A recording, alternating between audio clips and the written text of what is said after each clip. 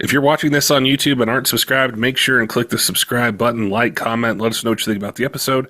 If there's a particular guest or topic that you'd like to hear from, we'd love to see your guys' feedback and then be able to get that on the future episodes. Today I'm going to be joined by the founder of Stealth Performance Products, and I wanted to talk with him about his company, how he started it, where the idea came from, and then go through the different power levels that Stealth's able to add more power and torque to Cummins, Duramax, Powerstroke, and not just the new trucks, but even a lot of the old ones. So I'm looking forward to chatting with him today. Before we get to it, though, we want to give a shout out to one of our sponsors that helps make the Diesel Podcast possible. Kershaw Knives has a 40% off MSRP code for you. If you go to kershaw.kaiusa.com and use code 40 TDP 2024, you get 40% off MSRP. It's a great way to save some money, get some cool gear. If you're in the market for a new knife for EDC or hunting, fishing, something around the job site, around the house, they've got you covered with a bunch of different options for blade steel, blade shape, different opening mechanisms, different handle designs. So if you're in the market, head to their website and use code 40 TDP 2024, get 40% off MSRP. All right, let's get to today's episode with Eric from Stealth Performance Products, asking him why he created the company, where the idea came from, and then going through the different products they have for older diesel trucks and newer ones. Eric, welcome to the Diesel Podcast. I'm looking forward to chatting with you today about some really cool products that I've been familiar with for years. I know a lot of our listeners have, but I thought it'd be cool to chat with you about Stealth Performance Products and not just the way you guys started, but the evolution and the drive that people have to not just leave their truck stock. We're always looking for a little bit more power, a little bit more torque, and you guys have an awesome way to be able to achieve that. So welcome to the podcast. Look forward to chatting with you today. Thanks. Yeah, it's great to be on here. Tell me a bit about yourself and the company and kind of the start of it, the origin, the idea for the product, and how everything began. Yeah, so I mean, it can turn into quite a long story, but in general, so I grew up doing HVAC and private contracting, and I was always entrepreneurial. So I'd have all these trucks, I'd be doing a lot of jobs, hauling stuff around, and I kind of went through the evolution of things where I had gas truck and then picked up some of the older diesels, which are really slugs. Like I had a 6.5 diesel van, which was just gutless. Yeah. And then eventually moved up. I had a Kodiak and things. And there was always, even though they had the big power figures and whatnot, they were still lacking in the bottom end. You get great mileage and things. But so I had some issues with my truck. I was helping a girl move and my injectors went out. So I went around searching the internet and I was trying to find injectors. They only sell like remanufactured, basically. It was really hard to find new. So down the rabbit hole, I came across a guy that had not only injectors, but he also was doing these modules. And at the time, my girlfriend was pregnant with our first kid. So I was scrambling because as long as I was working by the hour, it didn't make sense to me. Like, okay, send my kid to daycare and spend all my time at work, and she has to work, and the more I want to provide for the kid, the more I'm going to be absent. Yeah. So I was really, going through it mentally, trying to figure out how I can make a living otherwise. And then this opportunity presented itself. So I packed up, I drove cross country with my baby when it was 2 weeks old. And we were out at this guy's farm. We were working his land. We were building fences, doing whatever, and just, real grassroots, getting this module thing off the ground. And so yeah, it was just, I didn't come from I didn't go to a business college and take like a corporate approach of, oh, look at this, how do I make money? It was more of, I had been in the customer service dealing with all my customers directly over the years. And I knew what it was like to, be taken care of or not, and how much word of mouth goes. So I kind of run my business in like, a generation beforehand, where it's not all about just ad spend and stuff. It's actually like connecting with the customers and making sure that they're taken care of and not just treating them like a number, Yeah. I think that's really important. There's so many different avenues to go down, because a lot of our listeners, they love to hear about the origins and the ideas that start a company, but then a lot of them are entrepreneurs themselves, whether they work in construction, tons of different industries, but they have this love for diesel trucks as well. And I'm thinking about with starting it. Was it hard to make the switch from the experience in the industry you were in to say, okay, I want to get into the truck stuff more, and I really think this is something that'll really help people. It's really easy. It's really cool. Was that a really tough transition to make?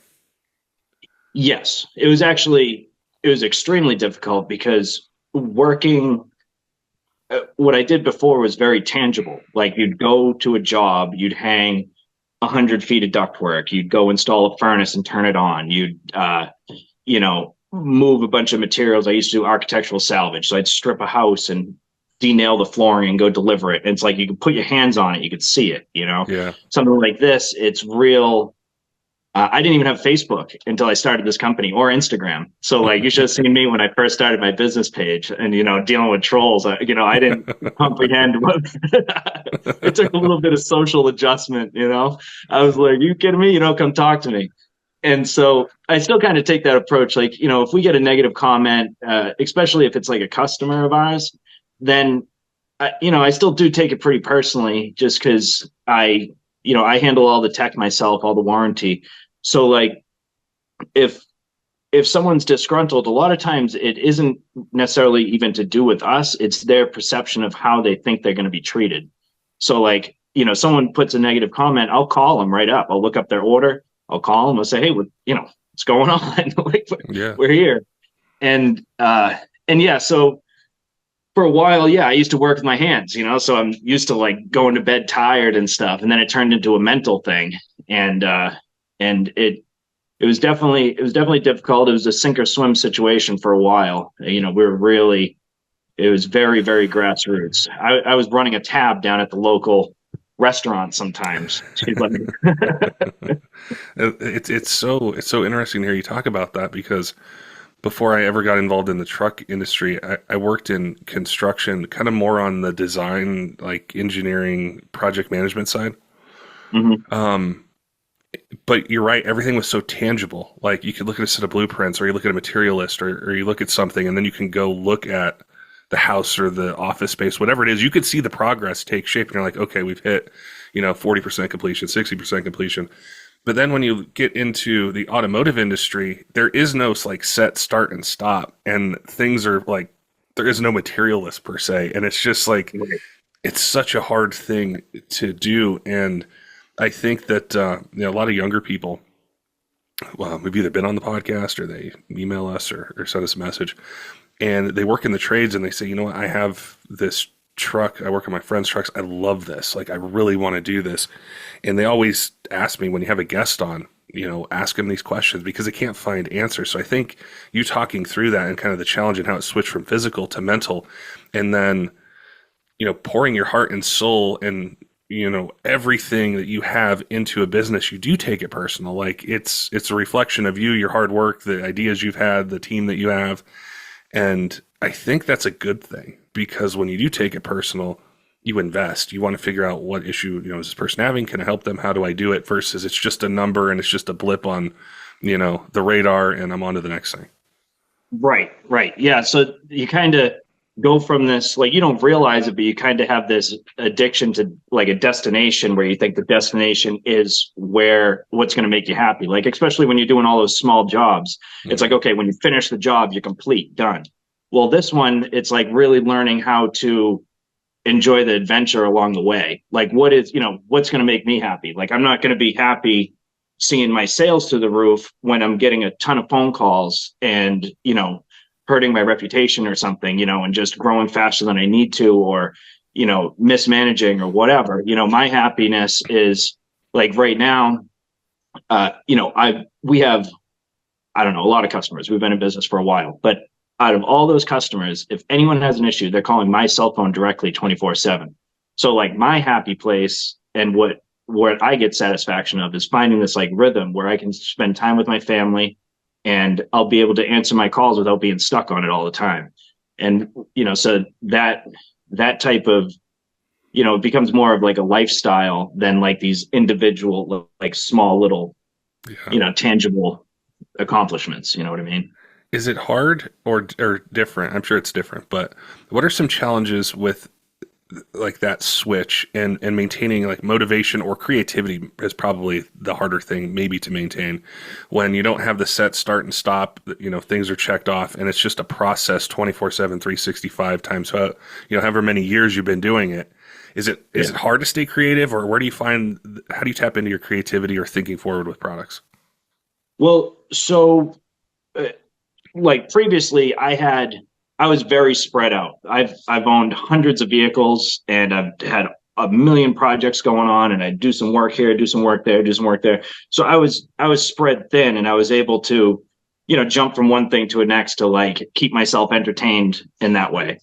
And so with this, I I don't do anything else. I'm 100% focused on this, and it's really helped me kind of organize my thoughts, and I stay like I'm excited about the product.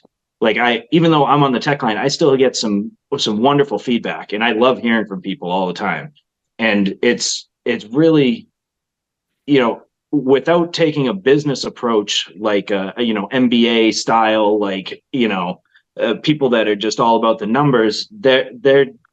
That's where you lose the fun and the passion. Like this, my enjoyment is when someone calls me and they're just, so excited, and they've been running it for 2-3 years, and then they call me and they're getting a new truck, and they're like, I told all my friends about it. My brother has one, I before I buy a truck, I want to make sure you have one out for this one, or otherwise I'm going to go with this other one. And, that gives me the type of pleasure where it's like, you're actually providing value to people. And that really motivates you to where I'm not, it's not a sham wow where it's like, oh, look, it'll dry up this type of thing. It's like people have like an actual desire for this, and they feel this improvement in their everyday life. So like people are, I know there's tens of thousands of people that are waking up every day and excited to take off and get on that highway because they know the thing's just going to pull it right up to speed, and it's like they transformed into a new truck instead of having to spend another 100,000 for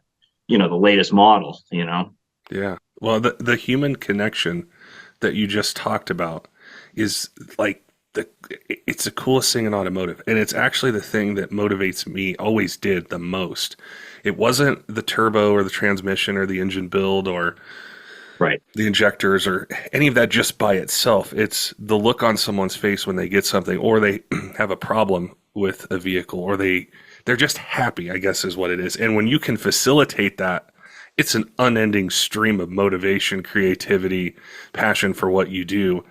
And automotive needs more of that, because like brands aren't exciting when it's about the numbers and Excel spreadsheets and profit margins. Like you can just tell when you go on a website or you talk to somebody or anything like that from the company. When it's very driven like that, it's like, okay, yeah, it's it's a cool product. I see what it's doing.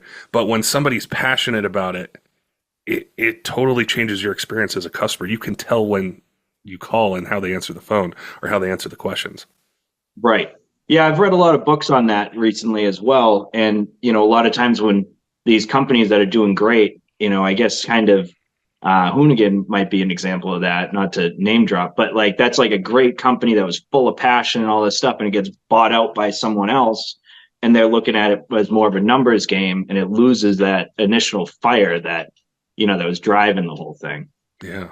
Yeah. That's a really insightful angle that I think for people who are looking to either be in this industry or they're looking to purchase a product and they're calling around, and it's something to really pay attention to is who is passionate that you're talking to. What's the driving force, behind it. I wanted to spend a little bit of time, or a lot of time, on on the modules themselves, because there's like two things that nearly every diesel truck owner I've ever come across, including myself, wants right at the start when they get either a brand new truck or a new truck to them.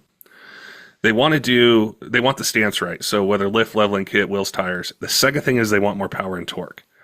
But they don't necessarily want to go into a full engine build. They don't want to do billet rods. They don't want to necessarily get into turbos and injectors and all those sorts of things. They just want a little bit more power for either towing, daily driving, something like that. And that's where you guys are focused.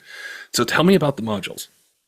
So, like what you're describing is exactly like we were talking about things being tangible or not. Hmm. And that's what the improvement that you're describing is exactly one of those things that isn't very tangible. So, people call me all the time, and even when they're selling trucks, you see them advertising peak figures, dyno figures, and these new trucks, they have 500 horse, 1,000 foot-pounds of torque. When you put your foot to the floor, it's going to pull whatever you want, wherever you want to go. It can pull more than a semi a lot of times. It's like, who knows? So, so that's not really the thing. Is okay, how much more peak can we get at wide open throttle? It's when I roll into the throttle and I'm pulling out in traffic, how can the truck not feel like a slug and like take 5 seconds to accelerate? And that's where the module really comes in. And by without having to get into the computer and reprogram everything, without needing any other supporting mods, you can just plug this in and you get that smooth, predictable power and that bottom end response. So what I find, like you were saying, where people get in, want to do those not fully built, but they want to do something. Yeah. And that's a rabbit hole a lot of people get sucked down. And it was a lot more popular 5 years ago before the EPA was really, down on everyone that was selling that stuff. But they get sucked into this rabbit hole. It's like this slippery slope. So you buy a tuner and it's like, okay, yeah, I got more, but really it's putting all this pressure on my head bolts. And so I should do head bolts. And when I'm in there, I should do this and I should really upgrade my turbo. And now I blew my trans and, injectors and pumps, and you just like do. And they, originally they just started by, I just want my truck to run a little better. Yeah. Especially people with 6.0s. I mean, man, they get down this, they're 15,000, sometimes $20,000 deep. And they're like, what did I just do? Now I need to go buy a new truck that's stock to haul this truck around because it's no longer even useful for what I wanted. Yeah.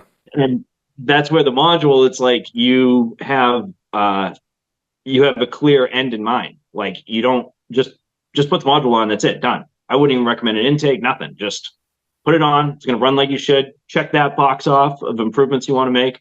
Go buy some tires, go do, something like that. That was one of the hardest parts for me to adjust to because I was the guy who wanted, well, I didn't necessarily want to go down the rabbit hole, but I did. It was like I had a small improvement I wanted, and the next thing I know, it's got injectors, turbo, head studs, valve springs, push rods. I needed to do a built transmission, and I'm sitting there like, it's not even, I didn't even set out to do this. But I was always kind of focused on the performance side, and it took me a long time to realize like 95% of the market doesn't want to do that. 95% of truck owners just want a bit more power when they're towing daily driving. They're not interested in going down that whole rabbit's hole of performance and engine builds and everything else. And that was, it was really interesting once I realized that. And it just all kind of made sense to me how this fits together. And you're able to give somebody that almost instant, well, it's not, I guess it would be instant, right? It's like you put it on the truck, you go drive, you fill it. Well, let me go back to something you said, I think like 20 seconds ago. So you said you're getting interested in the whole performance side of things, but you don't want to go, and then you start trying to describe what that is. Yeah. So performance, like when you say performance to someone, like you go to SEMA and you walk up to anyone and you say, hey, what's performance? In their mind, they're thinking, quarter mile time or burnouts, all this like crazy things. But I get real hung up on the definitions of words sometimes. Like I geek out a little bit and like look up performance. So one of the options is like a play, like you're doing a performance. And then the other one is like accomplishing a task effectively. So if the task is just to know that I can jump in my truck and drive my kids to school, but I could also drive cross country and tow 3-car trailer, and I can, bring it off road. I can do whatever I want. I'm in New Hampshire, so I'm shoveling the snow off it. I just want the thing to start up and get to where I needed to go. I wanted to have the power to push a plow if I wanted to, just pull out in traffic. Like there's some places near here where you dead stop to 60 miles an hour. You got to pull out. So you don't want to be stuck there all day and worried about if I'm getting T-boned, when I pull out with my kids. So like performance a lot of times is actually like, if you look at when you're actually using your truck 90 something percent of the time, it's only like, it's most of the time it's under half throttle. So like if you really actually pay attention, like I don't know if you have a newer diesel, but if you, when you're driving, you rarely have to put more than quarter throttle. Like when you're floating down the highway, it's like eighth throttle. And so trying to define it by what it does at wide open throttle is two different things. You shouldn't have to be flooring a $80,000 to $100,000 truck every time the light turns green, you know? Right. Well, you did a way better job of explaining, I think, what I was getting at, which is performance in my mind was that quarter mile time, but performance is actually that drivability for 95, maybe probably even more percent of truck owners, because we are doing that partial throttle, which I had way back a long time ago. I think it was a monitor and it would show my throttle percentage. And I was amazed how often I never went over 20% throttle daily driving my vehicle. And so to get that throttle response in that where I spend most of my time driving has nothing to do with 100% throttle quarter mile times. It's going back and forth to work, towing something, hauling something. That's what you're getting people. Yeah. It's kind of like the difference. Like, okay, so you take a, Ninja 1000 or whatever they called now, 1000cc crotch rocket versus a Harley. Okay, performance wise, the crotch rocket's going to, beat it in a race, but you're not going to want to cruise up to the mountains and bring your wife along. And like, it's like a different thing, it's like a shotgun can do pretty good, but give that to a sniper. What's it going to, it's like, you got to actually it comes down to your individual use. And that's why I really like talking to people too before they call. I ask them, I'm like, if you're looking to build a race truck, I mean, you're going to want to do something a bit more invasive where you can override some of the stock safety parameters and blah, blah, blah, blah. I mean, there's no reason to sell you something that you're not going to want. But if you're looking for something that you just plug in, don't have to worry about it, and just drive every day, then yeah, this is a great option. What are some common questions that you get on the phone from people who haven't bought the product yet and they're calling you up with, a truck, an issue that they want to solve, and they're asking, does this module solve it? Well, so a big one is warranty, I guess. A lot of these trucks that I'm dealing with, most of them are new trucks, a year or so old, or brand new, and people don't want to be leaving a footprint in their computer. So they don't really know what a footprint is. They just don't want to leave it. Yeah. So what happens every time you tune your truck, it flashes the truck's computer, and there's a flash count. There's like a little ticker in there. And if that doesn't match what's at the dealer, then they're automatically going to know that you did something. And with our module, we don't reprogram the truck's computer. We just manipulate a couple sensors under the hood. So you just pull it out before service, and there's no, nothing to really worry about. Common question we get from you guys a lot is, hey, I need a diesel engine. I either, I can't wait this long to get one, or normal place I get stuff from it just takes too long, or they don't have the parts in it that I need. Maybe my truck's not stock, or I tow heavy with it. I don't want to go back with just a stock engine. DFC Diesel is a sponsor of the podcast. We worked with them, hand in hand on doing episodes, answering technical questions. They have a complete lineup of Cummins, Duramax, and Powerstroke remanufactured engines that are set to a standard of ISO 9001 2015 standards, which is a huge deal in the aftermarket. And there's certain levels of quality testing, validation that are required for that. So when you get one of those engines, the type of quality that's built behind it with an industry-leading warranty that's really comprehensive. And the other thing with that is, sometimes the options that are out there, it's a basic OEM engine. You want a little bit more. You don't want to have the same failure again. So there's a bunch of different series of engines that they have, from core, street, tow haul, and also the Speed of Air series, which we've covered on the podcast before. There's a lot of really cool benefits to it. And if you have questions about that, reach out to them. If you don't know the type of engine that you're looking for, if you go to dfcdiesel.com, there's a ton of info there. You can send an email or you can reach out to them. Also, they're working with Speed of Air pistons which it's the only piston that pays for itself. And there's a lot of really cool technology behind it. So you can add that into your build and be able to get better fuel economy, increase power, increase torque, and better engine life out of it. Some of the most common engine applications or series of engines that they have with that lead time, a lot of them are in stock or they have really short lead times. So you can check your favorite retailer or go to dfcdiesel.com, check them out, see what's in stock, see what you can get. If you have questions, maybe you want to do something that's outside of the normal series of engines, they have tons of choices for rods, cranks, pistons, valve train upgrades, tons of different things. So if you're in the market, definitely make sure and head on over and check them out. Is the safety parameters you had talked about, I think that's really important too. When you want this drivability, you want to add a bit more power, there's so many safety features built into trucks. And it's designed to protect the engine, the turbo, transmission, tons of different things. Is that a question that pops up as well? Like, can I safely use this increased power and not damage my engine? Yes. Yeah. So that's part of the things with regular tuners. Like, they'll adjust those parameters and you're kind of up to the guy that's writing the tune to know if he's setting some good thresholds. But even then, if you're like, say, when you're doing a quarter mile, you don't care if it's running at some extreme temperature, you're about to let off. Like, who cares? Like, you just want to get there, and it's like, blow it up. It's fine, but a lot of the way I do testing is out west. I hook up a trailer. I usually overload the truck. So I remember this one time specifically, I had 30,000 pounds on the back of the truck, and I turn the switch up to the high setting, and I have a pass that I go up, Lookout Pass. It's between Idaho and Montana. And it's a few miles long, and I just start from a dead stop at the bottom, and I just turn that switch all the way up, and I'll just floor it. And I'll just mash that thing all the way up, and I'll hold that hill going 80 miles an hour.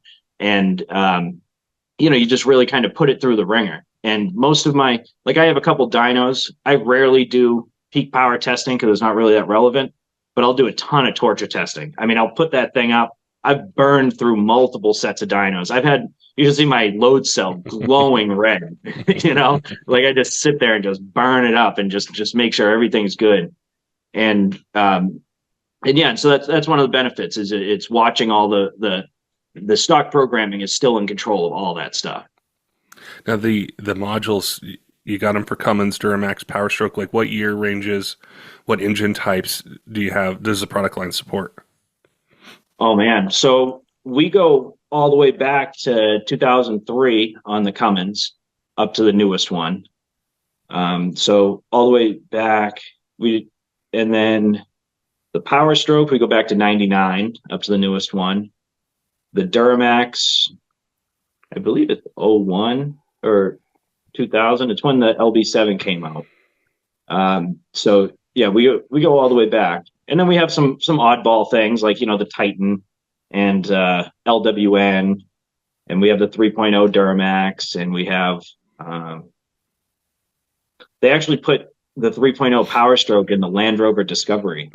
So wow. I had bought one of those for my ex a few years ago. So we had a module running in that too. So we actually offer one for the Land Rover. Yeah. I think one of the big questions too is like, okay, if what kind of power and torque, I know this is going to vary based on the engine type, but just generally speaking, what kind of power and torque am I going to get, and where do I get it?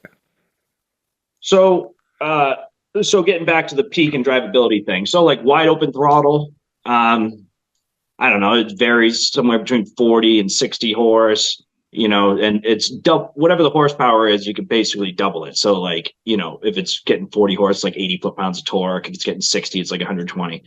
So you'll see some peak power gains, and that's great and all, but the big improvement is like basically double. It's almost double the power down low. So this is where the module has a huge improvement in drivability. So as you're like cruising down the road and you're just quarter throttle, eighth throttle, quarter throttle, hills coming up, you want to pass someone, whatever, and you kind of roll into it a little bit, your engine will call, like as you press that throttle, there's like demanded torque, demanded power it's asking for. And the transmission knows, it learns like, well, I'm not going to have it. If I'm at 1300 RPM and you're calling for another 150 horse, and, we're going to have to bring it down a few gears, bring those RPMs up, spool that turbo. So with the module, over time, the transmission will learn that as you roll into the throttle, it's going to have the power there when you need it. So what you can do is just roll into the throttle, and then by us manipulating the fuel pressure and the boost, it kind of drags that working range down to where it's more like a four-stroke style power curve. Like I don't know if you've driven dirt bikes and four-wheelers and stuff. A little bit. Okay, yeah. Well, not a lot. Yeah, basically like a two-stroke dirt bike, you can come into a corner if you're, say, in third gear and you're supposed to be in second. Like, you're not just going to bog through it and then come out. Like, you need to rev it up, shift down, dump the clutch, and go. Four-stroke, you come into the corner, you're in the wrong gear. You have the option, yeah, you could downshift, but a lot of times you're better off just staying into it for a little bit, and it just like kind of pulls right through. And that's really what the module does. Is it like tells it like, okay, we're going to actually do something down here in this range, where stock it's just like it'll sit there for 5 seconds and then be like, okay, nothing's happening. Now we'll downshift. And then by the time the power comes in, it's time for you to let off. And it's like this big, like awkward, clumsy situation. So as time goes on and the way that it is integrating with the system of the truck adapts to it, learns from it, and it gets better through, a couple hundred miles or whatever the time might be to learn your driving style. Yeah, all these transmissions, they have run adaptive qualities to it, so it really picks up on some of that. With as far as taking, like say, like one of the big questions people will ask is, okay, I want a little bit more power, but I also want to get a little bit better economy, and it's so hard for me to kind of understand it because everybody drives different. Where, like I said, I barely would get over 20% throttle. One of my friends is probably barely under 20% throttle. It's always how he drives. It's different. Yeah. Can you get better fuel economy if you're driving it within reason or driving it a certain way with this extra drivability that you have? So that's a great question. And that might be one of the most asked questions, but I always try to avoid it a little bit. But if you're going to ask me directly, so it's something I'm super strict on with me and everyone in the company. So I don't believe it's ethical to advertise mileage. I just think that it's like I could double my sales tomorrow if I said, oh yeah, guaranteed, blah, blah, blah, blah. So I'm very strict about not saying that. However, you'll find in the reviews, most people do report that. And a lot of, like, when I get calls from people, they say, oh, my buddy has one. He got 3 miles to the gallon. How much you think I'll get in this? Da, da, da, da, da. And it's like, dude, I don't know. It really just depends on how you drive. And by using fuel pressure, you get a better atomization out of the fuel. So it's a different approach than using an injector duration. So like, typically, like why you see people rolling coal and stuff is, I mean, I'm sure but the way the tunes work, they hold the injectors open longer to kind of slobber more fuel in there, which is great for those peak power gains. But that's why you see a lot of it coming out the exhaust. And, that's why people typically have to remove their emissions and stuff. Well, by not doing that and relying strictly on fuel pressure, it's a much cleaner approach that I feel, you can definitely gain some efficiency out of. I'm not a good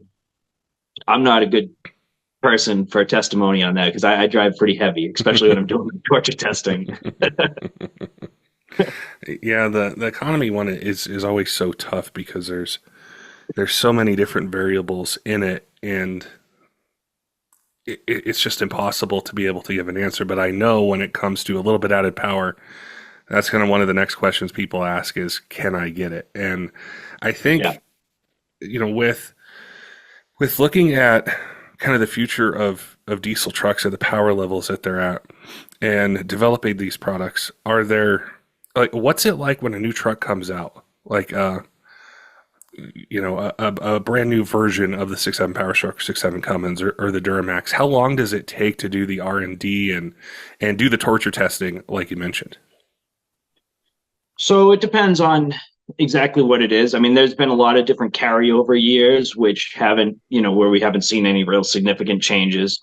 And then there's been some where they really switching things up and making it a bit more complicated, making it a job a little bit more difficult. We're having to decipher these encrypted signals and messing around with digital signals that require fractions of a millisecond accuracy, and it can get pretty interesting at times. And yeah, we try to run. I mean, some modules I've had, like the Cummins was a big release for us. We swapped over. It took us a little while to get the ninth. I don't think we came out with the 2019 module until 2020 or 2021. So that's like a year or two behind. And so that one we had probably over 100,000 miles of testing before we actually released it. We just wanted to make sure everything was perfect. Usually my typical thing is like the 3.0 Duramax. I hooked up a trailer that was probably close to 10,000 pounds, and I drove from New Hampshire to Southern California, down where King of the Hammers is, and then dropped a truck off there, picked up this like Crown Vic that was turned into a pre-runner, which is really cool. And I brought that to LS Fest in Dallas, and then back to New Hampshire. And I did that driving by myself in under 6 days. And that was with the module on, cranked all the way up, and just running it through its paces. And also just a few months of driving around. I think it's really important to think about, because a lot of times a new model, or there's a change that happens at the OEM level, and people who want that drivability, that little bit extra, they want the product right away. And sometimes you'll see them hit the market. Sometimes it lines up where it's seamless, like you mentioned, and there's not a lot you have to do. It's just the previous one's ready to go. But why there can be a delay is because of the testing and making sure that you're basically not beta testing on a customer, which in other industries, a lot of times the end user is beta testing the product. And so I think it gives that trust and that credibility towards it. The other huge thing that I'm sure people ask, and I know I would definitely ask, is the install part. So like say I get one for a 6M Powerstroke, or I've got a newer Cummins or Duramax. How involved is the install? Can I do it myself? Could I do it in the garage? Do it in an afternoon? Yes. So we always encourage customers to just install it themselves. It shouldn't take you. I mean, there isn't a module that I know of, maybe one, but I can do them all in under 5 minutes. And so it's you locate your fuel pressure sensor, and it just plugs in line. And some of them a lot of them you plug into map as well. But it just goes in line with factory style connectors. Click, click. The longest part of the install is usually just shut the truck off, open the hood, and just wait for the computer to go to sleep. That's the big thing. It's not a big deal. You just get a check engine light, but you don't want the computer to be awake while you're unplugging stuff. Yeah. Yeah. Is it, as far as there's like no splicing of wires, no anything, it's all just plug and play? Oh yeah, no, it's just factory style connectors, and yeah, it's just literally click, click. Usually people are pretty amazed at how quick it installs. Yeah, yeah, it's like, okay, just like, are you sure? I mean, that's all I do now. Now what? Just drive the truck? It's like, yeah, crank it up, take it for a spin. Truck owners today, like people who are new to it, don't realize how good they have it, and they don't remember the old days when you had to splice a bunch of wires and do a bunch of things when you were doing stuff. So that makes it really, really convenient as far as the install, which is huge, because if I get this, like, I get excited, and I'm sure most or all customers are excited when they order something and they're going to pick up a little bit of power and torque and drivability. You just want to put it on your truck. You don't necessarily want to take it someplace. You don't want to make it a huge production. You just want to install it, go, have fun. Yeah. Well, it's a lot different than like a naturally aspirated gas motor. You're going to have to put a lot of work into that thing to actually get anything noticeable. You might get some sound out of it, but you're not going to get any real power gains. But with the modern diesels, with the high pressure fuel injection, we're running up to 40 something thousand pounds of fuel pressure, and 30 something pounds of boost. There's a lot to play with there. Bringing those pressures up faster makes a significant improvement. Are the power levels, like the horsepower, the torque, I guess they're not peak numbers, which it's changing the way I'm thinking about it because almost everything is talked about with peak. Like Yeah. that's what's on the website, the box, that's what people kind of pay attention to. But are you able Uh-huh. to pick up about the same amount of power between Cummins, Duramax, Powerstroke with the module? Are they pretty similar? Yeah. Yeah. Roughly. Yeah. Yeah. Across the board. I mean, there's some that are really performing extra well. Like for example, the 24 Duramax and 25 Duramax too. I mean, we were able to surprisingly we were able to get a lot of improvement out of that one. So for the most part across the board, they're all pretty much the same, but they're starting to become that really excel. So I have a new engineering team that I brought in the last couple of years, and new manufacturers, and a kind of new process for things, and really streamlined like my approach at how to get everything really working well. So I've been really able to optimize some of these newer applications a lot. With some of the older trucks, did they also say benefit from some of the things that you learn with either R&D or different techniques or just what it's taking to make power on these newer trucks? Are you able to apply that towards some of the older ones like the third gen Cummins and some of the older stuff? Oh yeah, definitely. Yeah. A lot of what we're learning carries back, because we find this is why so originally as I was growing at the beginning of the business, I hired someone that helped me with sales. I hired someone that helped me with tech. I hired someone with warranty, and then we had an engineer, and then a marketing. We have all these things that are kind of spread out. So it's like these individual categories where there's a lot more connection between them than you think. Like warranty is tech is marketing. So it's like who's a better spokesperson for my company than somebody that's been running a module for 2 years? Yeah. you know so like it's all like that's way more like valuable to me connecting with these people than you know giving it to Mark Zuckerberg to find someone else or whatever. I'd much rather have this person telling everyone how much he loves it.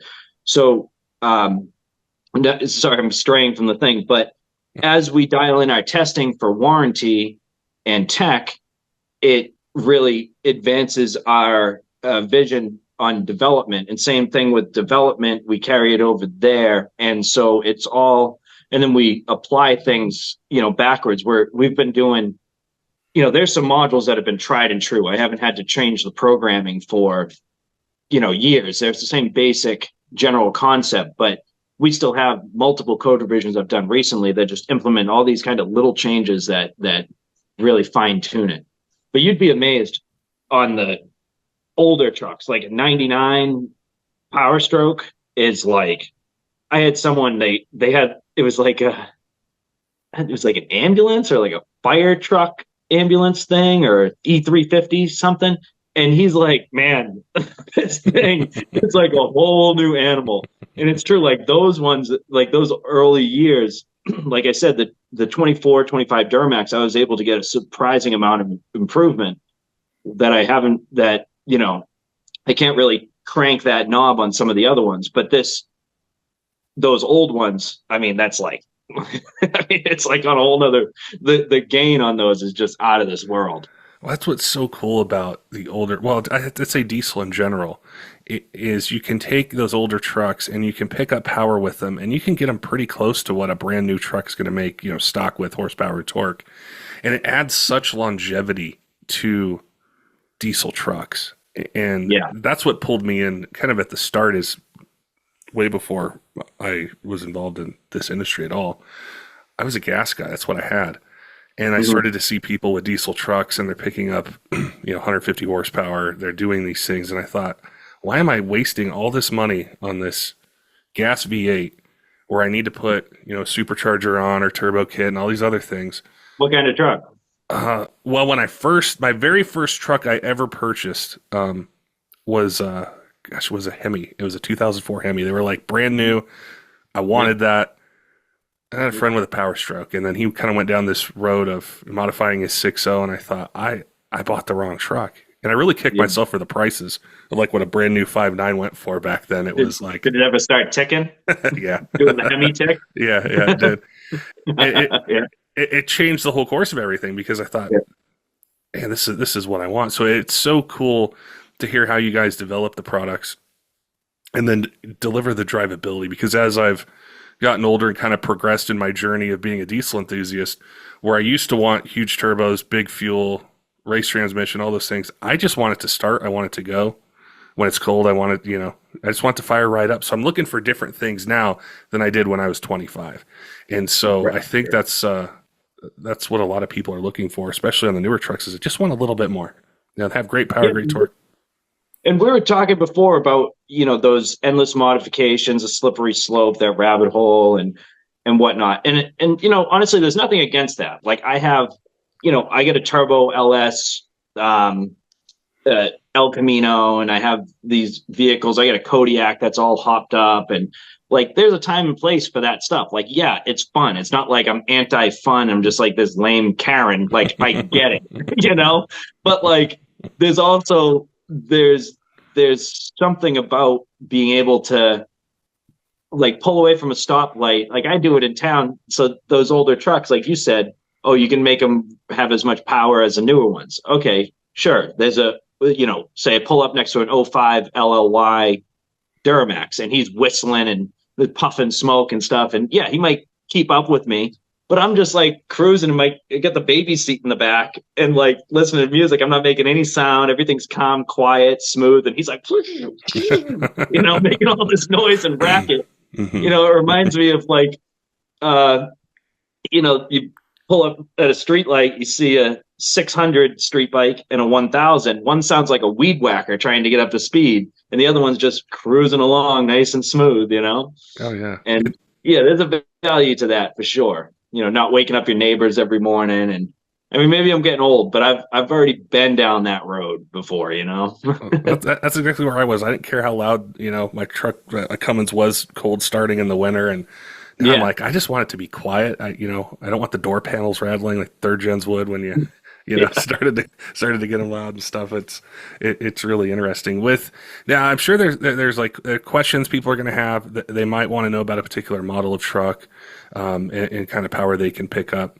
What is the best way to connect with Stealth and be able to ask you guys questions, learn more about the product, maybe even give you feedback? I'm sure there's listeners who have your product. They're like, I just want to reach out and tell them, I love it, or I love how it does this at this particular RPM range. How do people connect with you guys?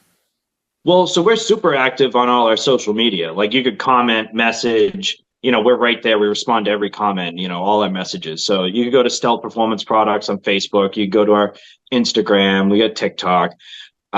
Personally, what I prefer is you just go right to our website, Stealth Modules or stealthperformance.com, and just give us a call. I mean, if you call tech, if someone's watching this, call tech.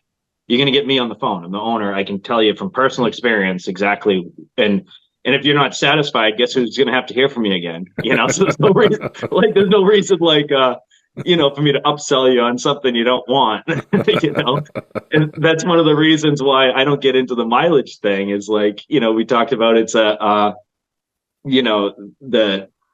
it turns into a lifestyle. I don't want to be sitting on the phone and someone saying, well, I got 15.2 here and 13.8 here. It's like, dude, just drive the thing and enjoy the power, Yeah. I follow you guys on Instagram. You guys have some really good memes on there, which always crack me up whenever I see them. So I always look on my feed and see what you guys post. Yeah, I have no filter. Yeah, when you see some of the more aggressive one, that's usually so. I have someone, Drew, that runs our marketing. Great guy, but sometimes when you see ones that are a little bit on the edge, that's probably me sending him a meme to post.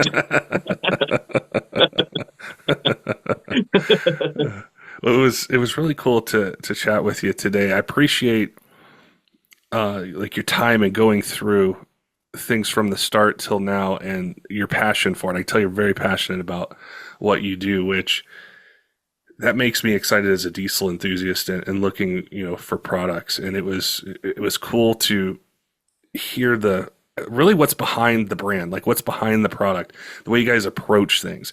That's the kind of stuff I nerd out on because I'm so fascinated by processes and how things get done, because there's so many customers that you can have a great product, but when the customer service falls apart or the tech questions falls apart, they have a horrible experience. So your guys' focus on that is incredibly important, and I love hearing the things that you said. Yeah. Yeah. I've learned a lot over the years about, trying not to have too much separation between things and keep it really kind of a skeleton crew. So everyone's in the loop, and it just makes everything so much easier. Well, I appreciate your time today. I look forward to chatting again. I know trucks are constantly changing, new things, new technologies happening, and I'd love to sit down with you again and maybe focus in on a particular engine type, or maybe questions. There's questions people have. Leave a comment on YouTube or send us a message, or you guys a message and say, "Hey, I heard you guys on the Diesel Podcast. Talk about this next time." So I look forward to chatting with you again, Eric. It was a real pleasure, and look forward to doing it again. Yeah, that'll be great. I actually have a lot of things in the works that I'm not quite ready to talk about. So I think next time we speak, I should bring that up. Don't forget, Diesel fans, make sure and head on over to Kershaw.kaiusa.com. Use code 40 TDP 2024. Get you 40% off MSRP. So if you're in the market for a new knife for EDC, hunting, fishing, something around the job site, around the house, it's a great way to save some money and get some cool stuff. There's a bunch of different choices that they have for different blade steel, blade shape, different opening mechanisms. Their whole lineup is designed to meet any budget. So we appreciate them offering that discount code just for Diesel Podcast listeners. Also want to give a shout out to some of our Patreon supporters: Tyler Loewen at 23 Diesel, J Cole, CUTTERUP, Robert, all of our other Patreon supporters, all of you who subscribe on YouTube and podcast apps, follow us on social media. We appreciate all your support here in year 8 of the Diesel Podcast, and look forward to bringing you more of the content that you want to hear in 2024. Until next time, keep the shiny side up.